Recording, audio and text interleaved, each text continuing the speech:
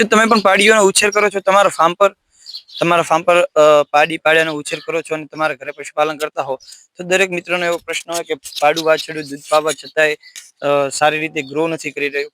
મિત્રો, દૂધ પાવો છો તો એનું જે માતાનું દૂધ છે એને પેટની સંતુષ્ટિ થાય એટલું પાવો.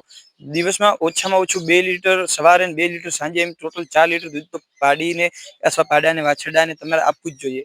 એની સાથે સાથે આજના વિડીયોમાં આપણે વાત કરશું કે કઈ રીતે તમે તમારા પશુના જે વાછરડું છે, પાડો છે, પાડી છે, રેડલો છે, રેડલી છે, એનો વિકાસ સારી રીતે કઈ રીતે કરી શકો અને બહુ ઝડપી.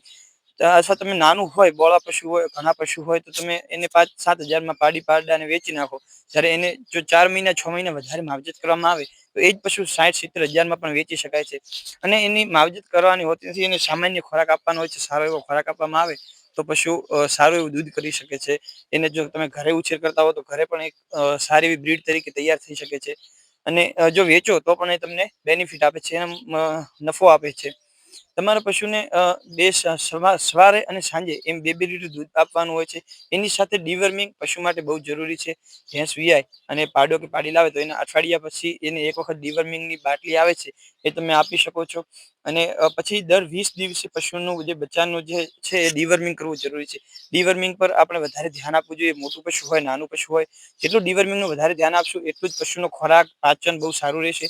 જો દૂધવાળું પશુ હશે તો એનું દૂધમાં બહુ સારું રહેશે. પાડું કે વાછરડું હશે તો એનો ઉછેરમાં આપણને બહુ બેનિફિટ. ડીવર્મિંગ થી નહીં પણ હું તમને એક એનો ડાયટ પ્લાન પણ આપીશ, જેથી તમે તમારા પશુનો જે વાછરડું છે એનો બહુ સારી રીતે વિકાસ કરી શકશો.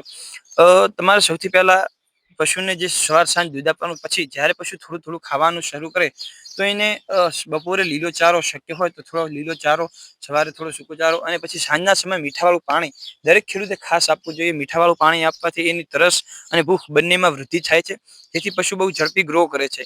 અને એની સાથે સાથે શક્ય હોય ત્યારે પશુ ખોરાક શરૂ કરે ત્યારે 100 ગ્રામ મકાઈ, 100 ગ્રામ ચણા અને 100 ગ્રામ સોયાબીનનો ભરડો એ લઈ અને 20-20 ગ્રામ એને સવાર સાંજ એના ખોળમાં તમારે શરૂ કરવો જોઈએ, થોડો થોડો.